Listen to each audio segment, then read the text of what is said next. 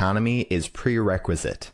Can you expand a little bit on this? Yes, this is very difficult for most Americans to hear, but we all accept the historical background of the United States. It's the cradle of capitalism, the beacon of freedom. Not anymore. I mean, can you point to anything where we're cradle of capitalism? Can you point to anything where we're beacon of freedom? No, we're a primary axis for fascism now. When did it really change? Well, Bush and Clinton in the 1990 decade. I don't pay attention to political party. I pay attention to association with the bankers and the military-industrial complex. The rest is distraction and noise. In the 1990 decade, Clinton and Bush changed everything. They stole Fort Knox. They stole the U.S. government reserves for gold by installing a 0% gold lease privilege that you could not use, but Wall Street banks could. So we saw a rather historical drop in the interest rate, and they capitalized on that by going long on bond futures contracts. And they capitalized on the suppression of gold and the gutting of gold by going short on gold futures contracts. I estimate that Rubin and his gang made somewhere on the order of $2 or $3 trillion by raiding the U.S. gold. So then the 9/11 incidents pretty much killed the national spirit, installed fascism. I call the Patriot Act the fascist manifesto. Patriot Act shredded the Constitution. Is anybody paying attention to this? The banker cabal wishes to install across the Western world a totalitarian state. One of the chief architects for this is David Rockefeller. He's about 96 years old now. And he's got, it's funny, he's got a little side project. They call it 2020. They want to be able to download a human brain's contents, thoughts, memories, belief systems, personality, emotional stuff. They want to download it into a computer so that it could be uploaded later into a different body. That's what David Rockefeller is working on, and Kissinger is one of his main buddies for that. So the plan is to, you cannot have a totalitarian state, which is, just extreme fascism, without wrecking the economy. They want to wreck the U.S. economy. They want to wreck the European economy and install fascism. And one of the chief architects for the banking side of this was Greenspan. He gave the Americans what they wanted, easy money. He gave them what they wanted for asset bubbles. And on the other side of easy money and debt saturation, and on the other side of broken asset bubbles, is a wrecked financial system and a wrecked economic system. This is utterly basic. So the U.S. really can't install this totalitarian state across the Western world as long as Europe is semi-healthy. Now, the pigs nations and all their sovereign debt, they pretty much wrecked the South, but the U.S. and I call them the castle dwellers, the banker cabal, they need to wreck Europe the rest of the way, and they need to prevent Europe from joining through the pipelines, the energy pipelines with Russia. So that's what this Ukraine war is all about, to prevent Russia from joining in a tight way commercially and financially with Europe. U.S. doesn't want that. The U.S. wants to wreck Europe so that they can have the totalitarian state. We hear it called the New World Order, NWO, and I don't like to talk about that name in depth, but this is basically what it's all about. The Ukraine war is a final desperation to take down Europe and prevent it from marrying Russia. That's how I see it, Elijah. And speaking of Russia, how do you see that the Russian sanctions are going to impact the U.S. dollar? And also, how do you see them impacting the European economy? All right, there's a shared Russian trade function regarding banking, food, weapons, and they've all been halted to Europe. There have been interruptions. There have been obstructions. And these are very organized and orchestrated. It includes the oligarchs. And the U.S. government and the EU like to try to make themselves look noble by identifying Russian oligarchs. And really all they're trying to do is attack and limit the best friends of the Kremlin. It's a bad plan. Okay, the entire energy supply to Europe from Russian oil and gas sources is to be threatened. And I've got some pretty reliable word from my sources that say we may see just about anything on the table interrupted except Gazprom gas. That's how important it is. So it's kind of funny, really, if it weren't so tragic, that they're going to block food, but they're not going to block energy. They're going to block banking, but they're not going to block energy. They're going to block oligarch activity, but not energy. They're going to block credit cards, but not energy. It's really not a good plan. But in response, these Eastern powers, I believe, are going to work toward a non-dollar alternative. And that's kind of a zip word you hear nowadays in the press. Anytime you hear non-dollar alternative, just think return to the gold standard. The press does not like to even mention gold standard by title. If they see gold standard efforts, they'll call it dollar alternative and try to paint it as some kind of a terrorist event. Eventually, Europe is going to work toward this alternative system, joining the East. I think it's just locked into the future.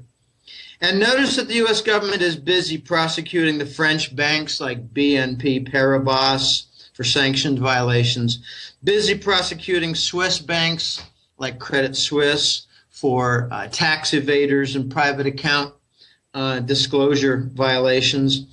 And notice that in progress, and it's going to get, I think, just blown completely crazy, is the U.S. government prosecuting Deutsche Bank in Germany. And they've already given a preliminary hypocritical statement that they're going after Deutsche Bank for derivatives, fraudulent activity in derivatives, and for fraudulent activity in the Forex currency market, which is precisely what the London banks do and precisely what there was no prosecution for. So, Elijah, we've got this tremendous hypocrisy coming and pressure on European nations to break away from the United States in its fold. Elijah, this is going to get out of control, and it's already a little bit out of control. And you've mentioned that this is just isolating the United States. You mentioned in your article that the U.S. government will succeed with a series of new sanctions in isolating the majority of the world's nations. In doing so, it will isolate itself. So can you expand a little bit on how you see this happening? Well, yeah, imagine that you're in a fraternity and you've got 25 young men, and one guy says to 8 fellows, I don't want to eat with you. I don't want to go out partying with you. I don't want to drink with you. I don't want to go to football games with you. And then a week later, takes a look around and says, you 5 guys, you really bother me. I don't like how you associate with those 8 guys I really hate. Okay, and then later, you've got, a few more, and they're kind of quiet types, wallflowers, and you just kind of leave them alone. And before you know it, You only got 2 friends out of 25 because you've isolated yourself from 22 of them. What have you succeeded in doing? You've isolated yourself from the whole fraternity. The whole fraternity is going to go about its business, partying, going to school, going out for meals, having meals inside, studying together, talking about girls, sporting events. What have you accomplished? You don't have any friends. So the United States has sanctioned Sudan, sanctioned Cuba, sanctioned Iran, sanctioned Russia. They refuse to sanction China. Isn't that interesting? That's because they hold so much debt. Well, I think the real big wild card will be when the United States starts talking trash with Germany. That's when I think everything is going to change. So you've got sanctions after sanctions after sanctions, and these are to the enemy states. But then you've got bank fines after bank fines after bank fines, and these are to allied partner states. Now, I like to say that the Nazis attack their enemies, defraud their allies, strangle and put in a straitjacket their own subjects in the population, all while deep criminality goes unpunished. So the result is that Nazis always isolate themselves. It's all through history. And the American people don't like to think of themselves as being led by Nazis. But that's what they are. Neocon means Nazi. People need to wake up. The Bush II administration was the first Nazi administration. And what was their first act and deed? 9/11. And the preliminary to that was the Clinton administration, where they stole all the gold. One of the ugliest little secrets in American politics is how the Bush family and the Clinton family are best friends. It crosses party lines. They're narco friends. They're Nazis. And I wanted to move our focus back to some of the sanctions that we were talking about. I know that ExxonMobil, Dutch Shell, British Petroleum, and Boeing do not support the sanctions against Russia. How do you see this affecting, as you've called, the fascist business model? Well, first let's review what it is. The fascist business model involves a merger, kind of a meeting of the minds, hearts and minds, of major corporations working in collusion with the government, which permits crime, deep crime. I'm talking about multi-trillion-dollar crime with these major corporations committed by them. So the Department of Justice does not pursue the Wall Street banks. No, yeah, sure, you've got investor lawsuits, a few billion here, a few billion there. But there was a major lawsuit that was thrown out. I think Homeland Security and the Langley boys made threats to the judges involved in a big mortgage bond and mortgage contract case. That was in New York State. But we're seeing some pretty interesting patterns emerge. The list you gave of Exxon, Dutch Shell, British Petroleum, and Boeing, those are energy and weapons makers. Okay, well, what's missing in there in the fascist business model? It's the bankers. All right, so what you've got now is a split. This is very interesting split, and nowhere in the news, and absolutely nowhere exposed by any politician in an open discussion. What you've got going on right now is a split, a schism between the Rothschild bankers and the Rockefeller energy companies. And I'd like to point out what the two big violations were by Putin that justified their attack on Russia in the last few months. And this has been planned for a while. In the 2000 decade, Putin made a deal and was pretty close with a number of Rothschild bankers. For instance, a few of them were involved in investing some of the Kremlin reserves, their Forex reserves. They had at one time $160 billion worth of treasury bonds. They've been whittling it down. All right, Putin told the Rothschild bankers, get the hell out of my country. Putin also did something that pissed off the Americans directly by interfering with heroin trade routes coming from Afghanistan. Now, Americans really need to wake up. The Afghan war was to capture the heroin prize, where 80% of the global heroin was produced. And since the United States has been in there since 2003, the heroin production has gone up 13-fold. And just to make fools of the American people, the politicians in the U.S. government are saying we need to redouble our efforts. We need more funding to fight the Taliban so we can bring this under control. Well, gee, they've got 18 of the 20 Taliban commanders and chiefs in control in the U.S. fold. Why has production gone up 13-fold? It's because it's a resounding success story. Putin got in the way of trade routes, distribution routes, like into Eastern Europe.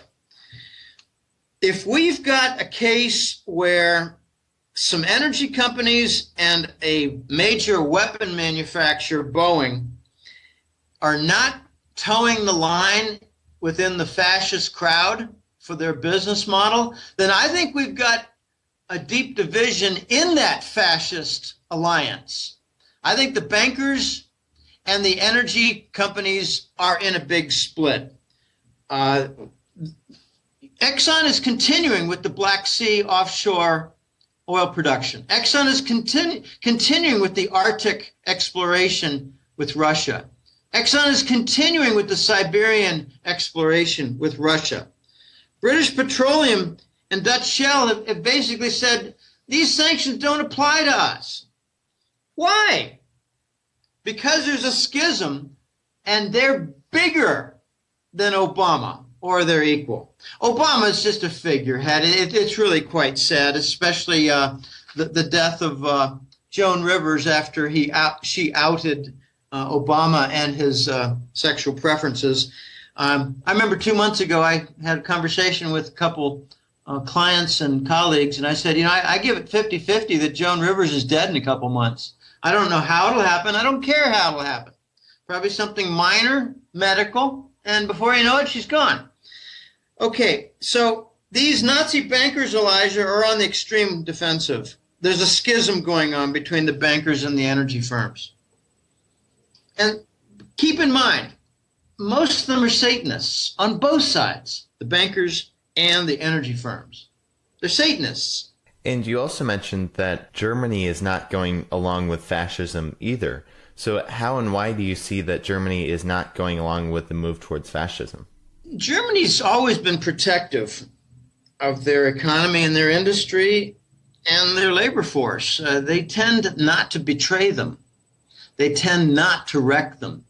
The United States wrecks everything in its land. The leaders. Outsourcing was a betrayal of the labor force. Outsourcing was a forfeiting of industry to Asia.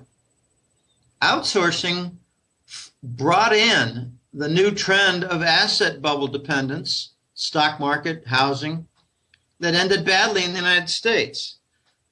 Outsourcing resulted in insolvent banks that brought about the 1990 decade of the derivatives for the banking system. There's a deep division in Germany between the bankers and politicians. The politicians are basically run by the bankers, just like in the United States. In the United States, Rockefeller and the Wall Street cabal, they run the White House. They let them know exactly what they're going to do and how the press will paint it.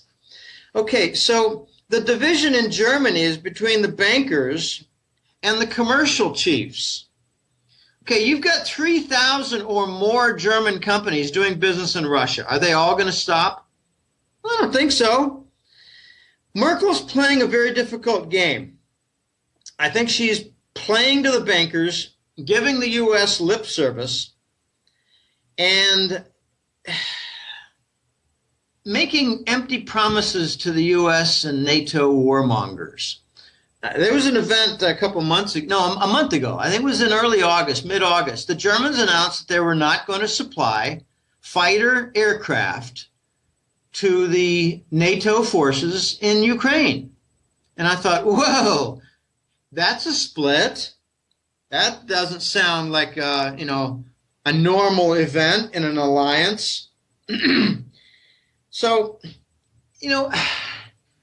Merkel also did something in the Wales NATO summit just a few days ago.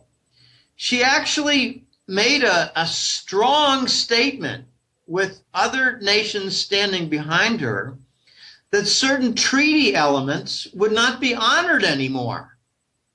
And the U.S. press just totally ignored it. European press didn't ignore it. A couple of sources of mine didn't ignore it, because what it meant was Merkel was telling the Americans and British that certain planks holding the gut of all of the NATO treaty together didn't apply anymore. Now, what does that mean? To me, it means that NATO is pretty much dead. I got word 2 weeks ago from my excellent source, The Voice, who's got tremendous contacts throughout Europe and Asia, but he's European. So he's got a lot of contacts from his, first 30 years of life on planet Earth. The Germans, the Swiss, and the French, and the Dutch. He's got a lot of contacts, Austrians. And what he told me was that there were special forces type professional troops from Germany, France, Holland, and England who were fighting against the Kiev regime in Ukraine. They call it something like the Ukraine freedom movement, or I don't know, liberation. I hate the word liberation. Liberate from what? From usage of a bra? I mean, what is liberation? Okay, I don't wear underwear anymore. I'm liberated. Okay, great. You're running around commando style. Okay, but these German, French, Dutch, and British special troops, it's not even clear they're being paid. They're working and fighting against the NATO troops in Ukraine. They're fighting against the Kiev regime in Ukraine. If NATO were healthy, this would not happen. I've also heard from a different source that Germany has already decided and committed toward working with Russia and China on a gold trade standard. Everybody's looking at each other at summit meetings thinking, where's the solution to this mess? We're doing rescues of banks. We're doing rescues of bonds. We're printing out free money. We're covering enormous deficits. We're putting in austerity poison pills. None of this is working. Nothing is getting fixed. There are no remedies. What are we going to be doing here? Everybody is starting to realize now the answer, the solution is a return to the gold standard. You can't allow the Americans to print trillions of dollars to cover their debt and give to their bankers and expect no consequence with the rest of the world on the cost structure to the global economy. That's why there's no unlimited time factor here. QE is a death sentence. Zero interest rate is a death sentence. And what it means is that you're walking the global economy, in particular the U.S. economy, the global cost structure is walking toward the electric chair. There are a limited number of steps before you sit in the electric chair, because the global economy has a daily consequence and effect from QE and the bond monetization. It means the cost structure is going up. The effect on capital is very detrimental. I call it capital destruction. Others call it capital retirement. Like you take that equipment offline. You're not using it anymore because your cost structure has gone up and your profit margin's gone away. That's the time element having to do with QE and the bond monetization. It's hyper-monetary inflation, which we learned for 40 years in school was a bad thing.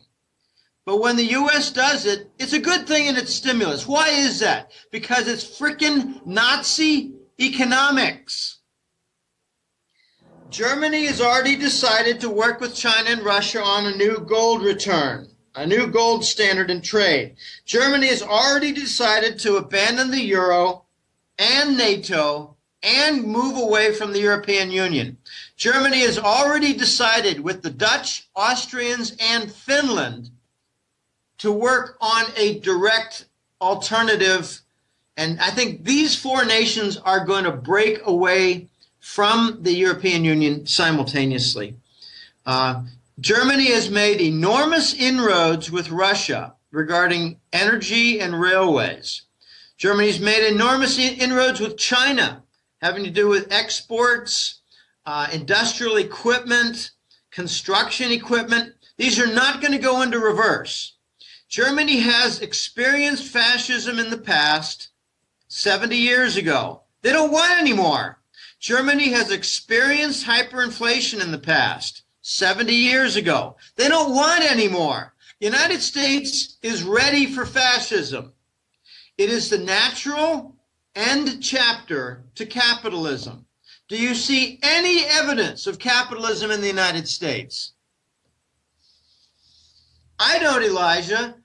You got a majority of Americans now on the federal dole, and they're the main Obama voters. Yeah, I want extended welfare. Yeah, I want aid to dependent children. Yeah, I want unemployment compensation extended to 99 weeks and maybe 199 weeks. I'm voting for Obama. That's change I can believe in. I think Americans are some of the biggest fools in the history of the world. And finally, they're beginning to wake up, and it's really no more than 5 or 10%. And I applaud them because they're hat trick letter subscribers. But the other 90 to 95%, they're going to get plowed under. The U.S. is going to be liquidated. The dollar is going to go away. With the abuse, with 0% and bond monetization and QE, is going to result in the United States losing the dollar as a global reserve currency. And then it's, third world, dead ahead. And I wanted to discuss a little bit more about what you were talking about, Germany pivoting east. I know we discussed a little bit about this in our last interview. And did you want to give us an update, like what events you've seen since our last interview that confirm or alter your view on this? Yeah, there are basically three big events, and not in any kind of time order. But last weekend in Wales, Merkel, the German chancellor, made some statements that were very clear that certain elements of the treaty were no longer going to be honored. Well, what does that mean? NATO's going to be a country club where they sit around and have drinks? What is NATO if the integral treaties are not going to be primary to their purpose? Well, gee, maybe the NATO meeting will just kind of be an offshoot to the G7. They can sit around and talk about, hey, we got some really cool new patches to put on for the banking system. We got some new weapons we really like, and gosh, I know some of you are going to sell them to Russia and provide engines, diesel engines to China, but gee, isn't this NATO gang fun? Can you pass me another martini? I mean, what is NATO if they don't have their treaties as an integral part? The second event, this happened a month ago, the German government, I mentioned before, refused to supply further jet aircraft for the war in Ukraine. Well, gosh, how's NATO doing? What is NATO if Germany says we're not going to supply fighter aircraft? All right, well, maybe the Italians will. It's a joke. We got NATO undermined. The third event was much I think, bigger and much quieter. Merkel has been working in private with the Kremlin, face-to-face discussions between Putin and Merkel on Ukraine and European peace talks. And the gut of the discussion is Crimea is annexed by Russia, and I think perhaps eastern Ukraine, but let's just focus on Crimea. Crimea is taken by Russia, and Gazprom is assured no interruption of energy supply to Europe. So it's basically, carve up Ukraine and let's keep it stable and keep the pipelines flowing for gas to Europe. So it's Crimea for Gazprom. That's the gut of the Merkel-Putin peace talks, which the United States is interfering with. Recall that Obama won a peace prize. I think he does more on the golf course than he did to earn a peace prize. I don't think he earned the peace prize by playing golf, but he just set a record, 148 rounds of golf while president. So if you take away his rounds of golf and his fundraising events, I'm not sure that he's really doing anything. All right, this is where we stand. Germany is making very loud noises, and in private, they're letting their Russian and Chinese commercial partners know exactly where they stand regarding leaving the euro, leaving the Union, and leaving NATO. That's how I see it. That's what I'm hearing, Elijah. Did you want to summarize a little bit on how NATO is being undermined by sanctions and war? Sure. Member nations must permit wreckage of their economies to support the U.S. Nazi war. People need to understand the entire Ukraine war is a project out of Langley, funded by Langley. And the news was given away several months ago. The United States, through Langley, invested $5 billion to have a regime change, also called a coup d'etat. So if member nations must permit wreckage of their economies, then you're going to see pressure to break away from NATO. The second thing is member nations must suffer the consequences of Russian retaliatory sanctions. We saw a few weeks ago the Russians say, all right, we've had enough. You want to keep poking a stick in the Russian bear's eye? Well, fine. We're not going to buy your food anymore. We don't have any interest in Spanish, Italian, German, French food being exported from your countries to Russia. We're going to find alternative sources, and they are, in China and all kinds of South American countries. So, at the World Cup in Brazil in July, I think arrangements were being made for agricultural export to Russia. So these member nations are going to have damage to their farms, their big agribusinesses. And I think you're going to start seeing in the next 6 months the Chinese buying up giant European agribusinesses, farming businesses. The third thing is member nations will be forced to deal with repercussions from their indigenous population. The Spanish just had a big peach protest. The Spanish are starting to give away food to just let the point be known to their government that they're wrecking the system. I think the Spanish agricultural business is going to be in focus in a very big way, especially when the first offer comes in by a Chinese company to buy it out, because it's going to alter the export. I really thought that there might be a chance that Turkey would act as an intermediary, send your agricultural export to Turkey, and we'll distribute it to Russia as we see fit. It hasn't happened yet. Maybe it has more than I know. But these farmers are making a lot of noises, and we know most revolutions take place over issues having to do with food. The fourth and last thing to note is that member nations will be forced to face their corporate chiefs to explain policy. Why have you wrecked our export business, you clowns? Remember, the European Union commissioners are not elected. They're waging war with huge consequences to the European Union economies. They're not elected. Who are they? I don't think 99% of Americans could name a single European Union commissioner. Yet they're waging war. Who are they? Why are they doing it? I think it has to do precisely with wrecking the European Union economy to bring about the totalitarian state. Notice the empty promises given by the U.S. government to Europe. They say sanctions, put sanctions in against Russia.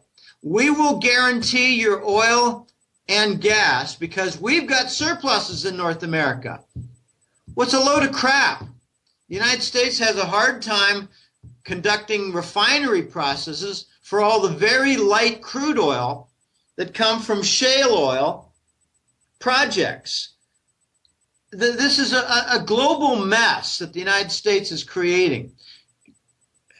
This is not going to end well. This is not going to result in any kind of recovery. I talk to smart people with economics backgrounds and degrees, and I hear the same nonsense, vapid crap over and over again. The U.S. always comes out of it. Not this time, because of outsourcing and because of the 1999 most favored nation status given to China, where we reindustrialized China and gutted our industries and therefore gave away our legitimate core of income.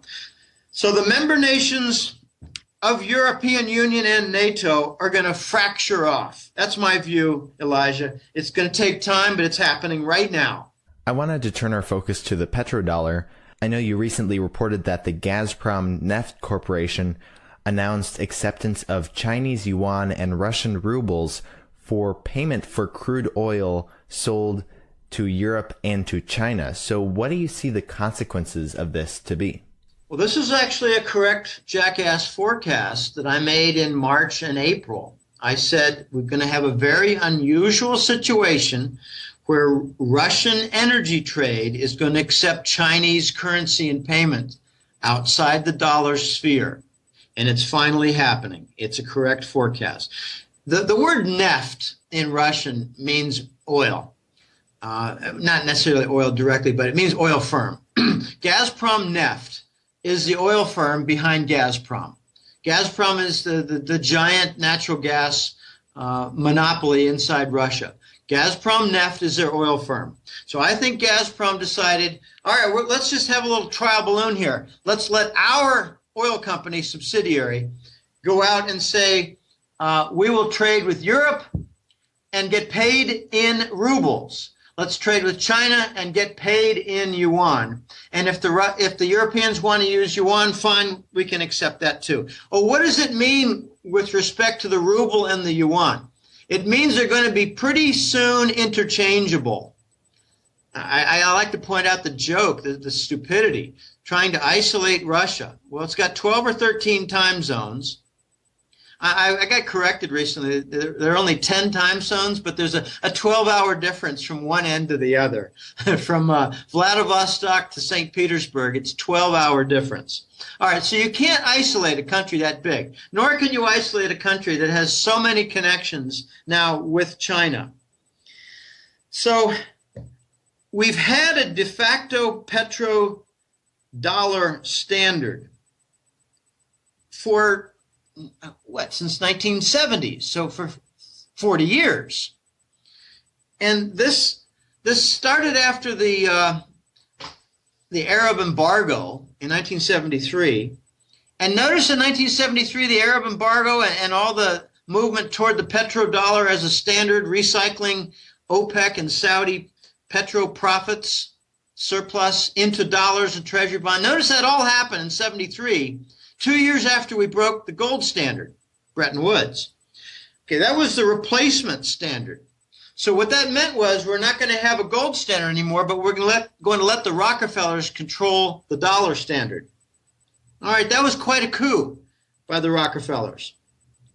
All right, that has stood for 40 years as a stable force. Notice in the last few months, the Saudis are permitting a fast erosion in the petrodollar. They're having a big conference every single month with Chinese business interests, banking interests, minister-level meetings.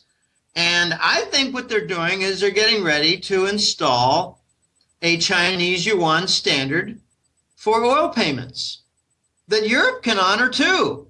Hey, look, Germany, you want to buy oil from the Persian Gulf nations? Well, you can buy it in yuan. So that's going to maybe further along the Frankfurt RMB hub center, the Chinese RMB renminbi hub center. It's going to be a big phenomenon. The RMB hub will be used for bond trade in Chinese currency denomination and currency translation. So the RMB hubs are going to be very big. So now you've got soon, I think, the entire OPEC cartel is going to accept non-dollar payments for oil. And then all the Persian Gulf, they're going to do the same while they're working closely with Russian energy firms.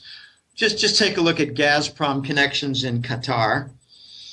So if Europe buys Russian oil and gas without dollar usage, then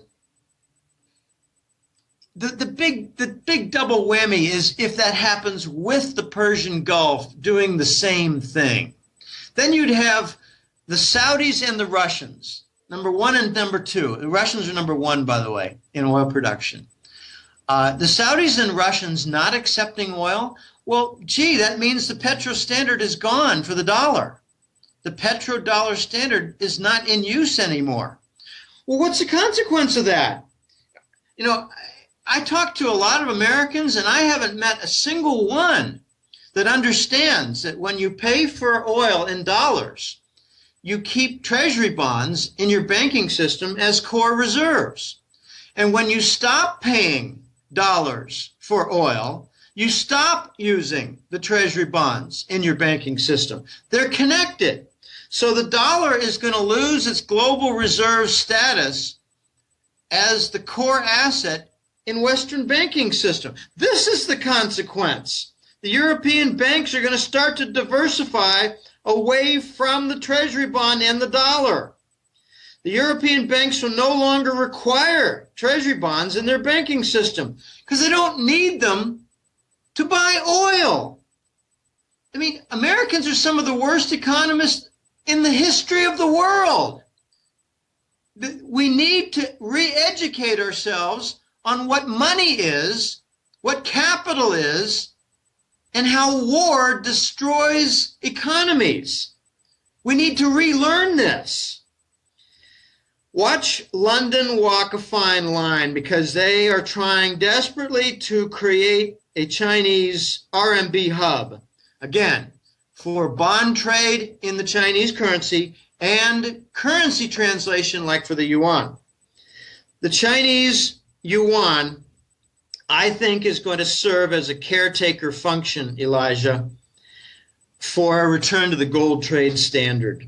And eventually you're going to see things like a gold trade note, a short-term letter of credit type note.